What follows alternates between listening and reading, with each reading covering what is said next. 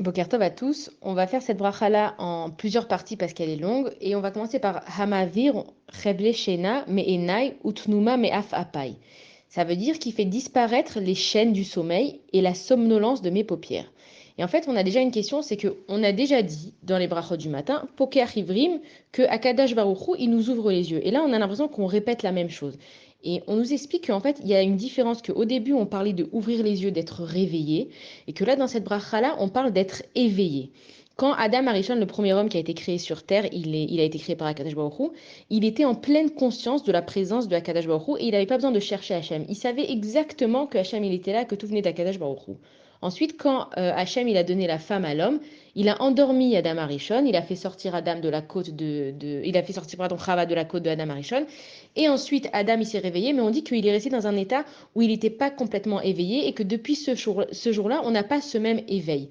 Dans notre vie de tous les jours, depuis la sortie d'Égypte, il y a des moments où on va voir des miracles. Alors en Égypte, on était complètement conscient de la présence de Akadosh Baruch Hu quand on a vu tous les miracles qu'il a fait. À travers d'autres miracles dans notre vie, on arrive à percevoir clairement Akadosh Baruch Hu. Et des fois, il y a des miracles qui sont cachés. Des fois, c'est plus difficile de trouver Akadosh Baruch Hu. Et en fait, on parle de cet éveil-là. Quand Akadosh Baruch Hu il nous fait des miracles, et qu'on arrive vraiment à le voir, à ce moment-là, on est complètement éveillé et notre émouna, elle est à fond et on y croit à fond.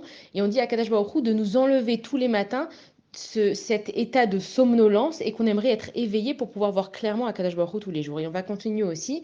On dit chez Targilenu Betorah Techa. Ça veut dire que on demande à Hachem de nous habituer à sa Torah. Quand quelque chose il est nouveau, c'est difficile de le faire parce qu'on ne sait pas bien comment le faire, on ne sait pas comment ça va réagir.